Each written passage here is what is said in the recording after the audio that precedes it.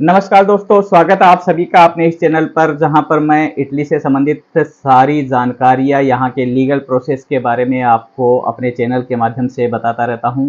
आज एक नए वीडियो के साथ में आप सबके साथ में हाजिर हैं।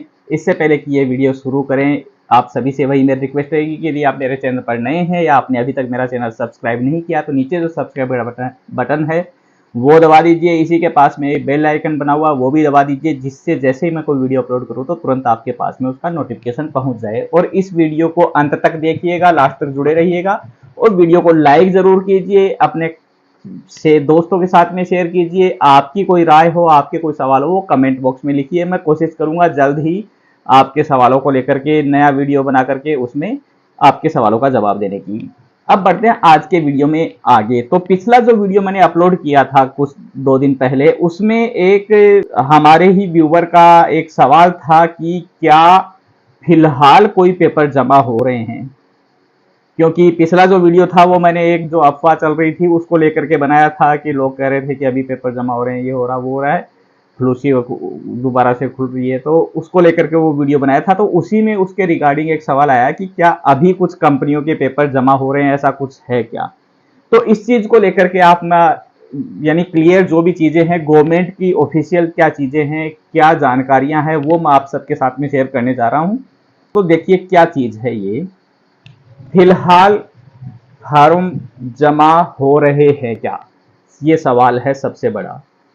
तो पहली चीज तो ये है कि जब भी पेपर खुलते हैं, मैंने आपको पहले भी कई बार बताया मेरे वीडियो में, पेपर जब खुलते हैं तो उनका जो क्लिक डे होता है उस दिन तो क्या होता है कि फॉर्म भेजना शुरू होते हैं। उसके बाद में उसकी लास्ट डेट जो है उस साल के लिए वो होती है उस साल का आखिरी दिन, यानी 31 दिसंबर। तो यानी कि जो फॉर्म मार्च में क्लिक हुए थे वो फॉर्म, सभी फॉर्म 31 दिसंबर 2024 तक भेजे जा सकते हैं। ऐसा नहीं है कि अब वो फॉर्म नहीं भर सकते, अब वो फॉर्म नहीं भेज सकते।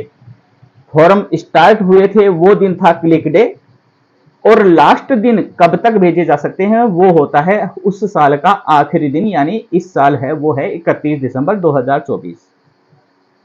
डोमेस्टिक वाले भर सकते हैं, सीजन वाले भर सकते हैं, और जो है B2020 जो एडिलिशिया है, आग्री टूरिज्मो है, ये और कांतेरे नवालिस्टिका, जितने भी सेक्टर हैं उन सबके फॉर्म है वो 31 दिसंबर 2024 तक भरकर भेज सकते हैं। लेकिन आप सभी जो इतने साल से इटली के पेपर से रिगार्डिंग जो भी खबरों को आप यानी फॉलो करते हैं, आप सबको मालूम चल चुका है इस चीज का कि कोटा फिक्स होता है और कोटा के अंदर नंबर आना है वो बहुत मुश्किल होता है।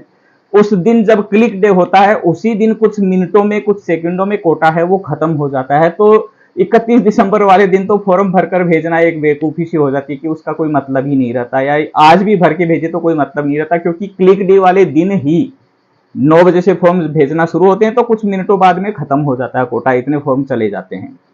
तो ये तो हुई एक बात कि ये फॉर्म है ये अवेलेबल रहते हैं, भर सकते हैं, भेज सकते हैं 31 दिसंबर तक। इसके बाद में फिलहाल कौन से और नए फॉर्म भरे जा रहे हैं, ये एक जो चीज थी, शायद इसी को लेकर के वो सवाल था कि ऐसा कुछ है क्या नया।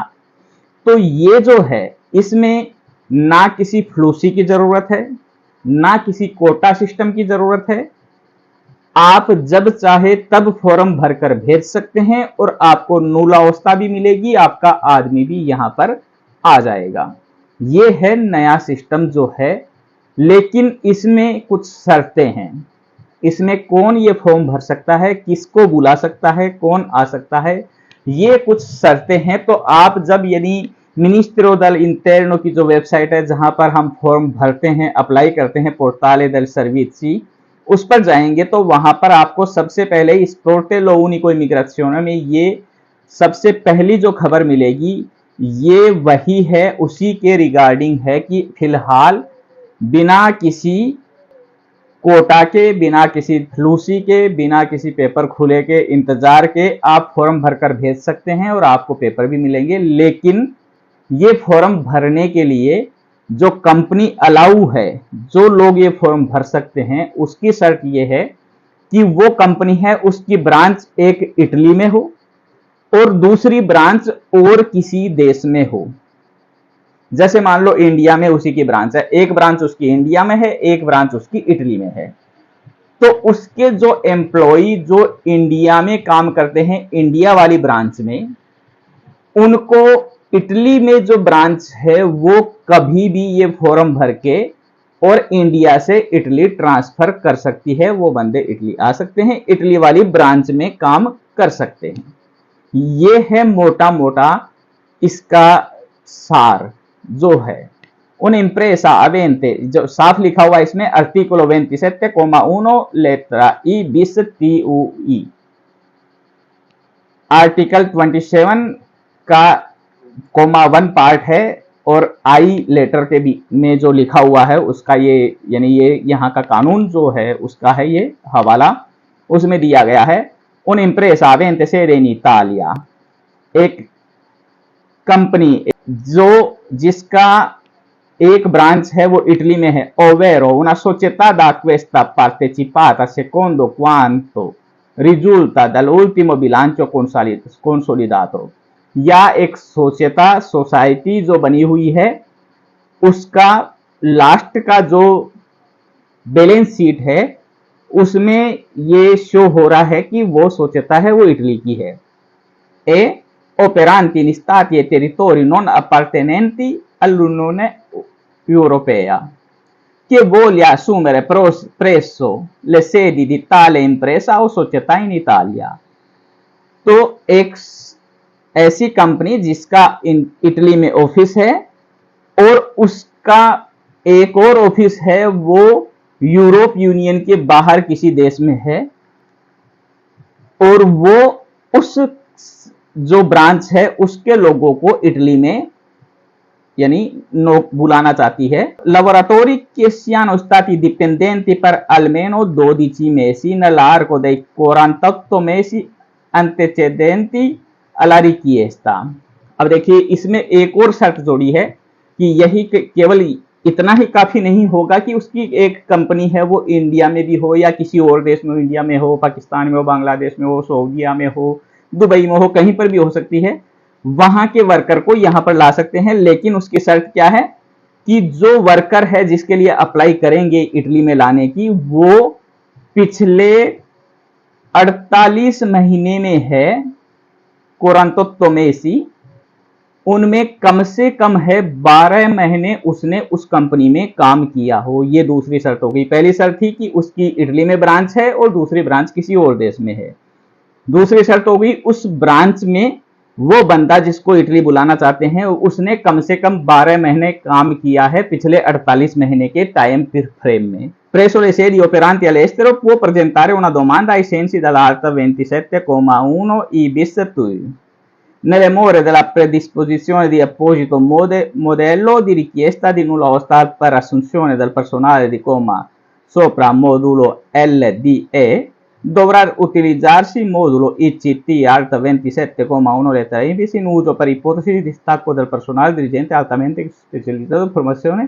वो लोगों को बुलाने के लिए आप फिर इसमें अपने जो वेबसाइट है यहाँ पर जाइए, यहाँ पर एक फॉर्म दिया गया है मोडुलो LDE, उसको भर करके और जो भी उसमें मांगा गया है, फिर इसमें पूरी एक जो खबर जो नोटिस है इसमें सारा सब कुछ दिया गया है, क्या क्या करना है, कैसे कैसे करना है, फॉर्म की भी डिटेल है, आगे आपको क्या क्या डॉक्यूमेंट्स की जरूरत है, वो सारी चीजें हैं, वो एक फुल डिटेल है। तो जिस भी भाई को इसकी जरूरत है, ऐसा कुछ है यदि उसके साथ में कि उसकी एक कंपनी यहाँ पर एक दूसरे देश में है और वो बुलाना चाहता है, तो इसके अकॉर्डिंग है वो यहाँ पर बुला सकता है।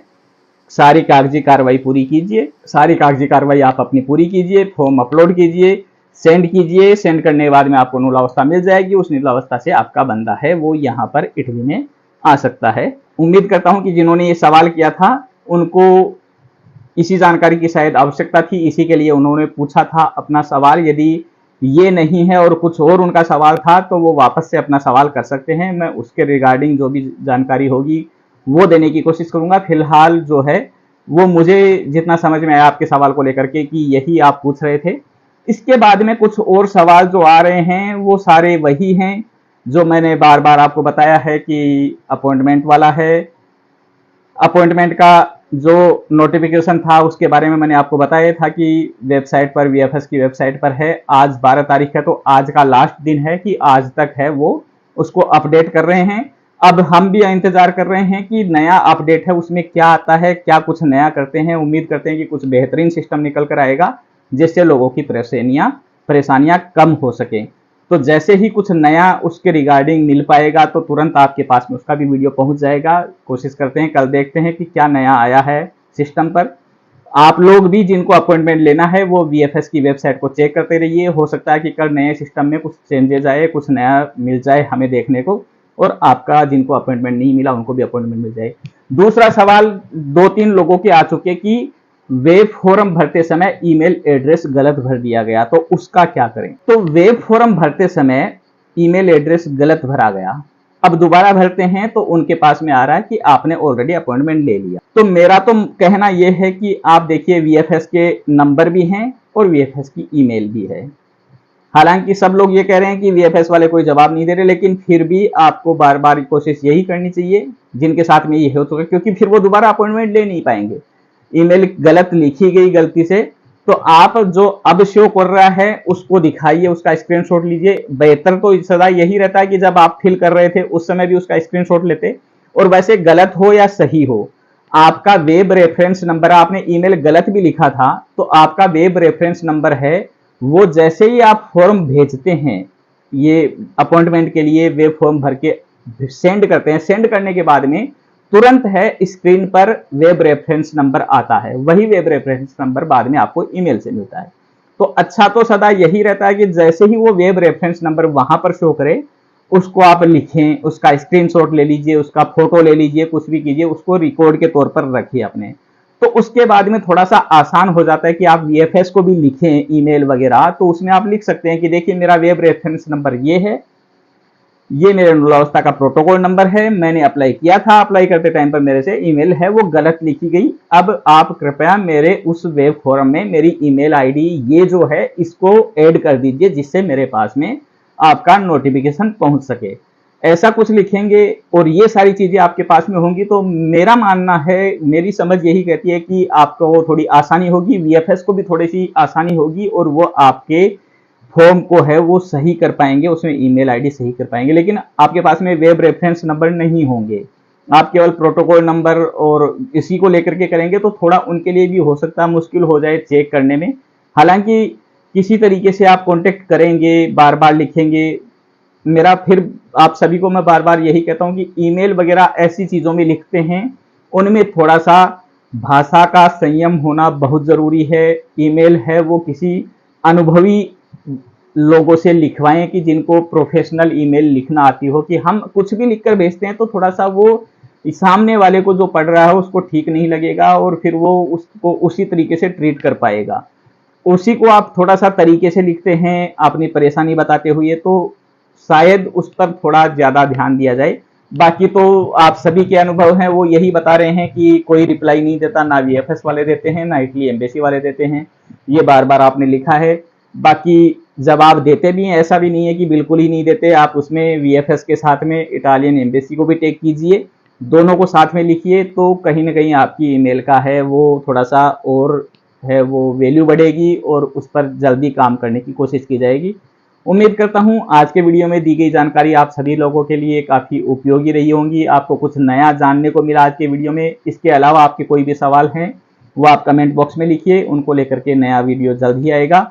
वीडियो पसंद आया तो इसको लाइक जरूर कीजिए, अपने दोस्तों के साथ में शेयर कीजिए, ज़्यादा से ज़्यादा लोगों तक वीडियो पहुंचाने में मेरी मदद कीजिए। चैनल को अभी तक सब्सक्राइब नहीं किया तो नीचे जो सब्सक्राइब का बटन है वो भी दबा दीजिए, इसी के पास में बेल आइकन बना हुआ है वो भी दबा करके और नोटिफिकेशन ऑन कर लीजिए। धन्यवाद, मिलते हैं अगले वीडियो में जल्दी।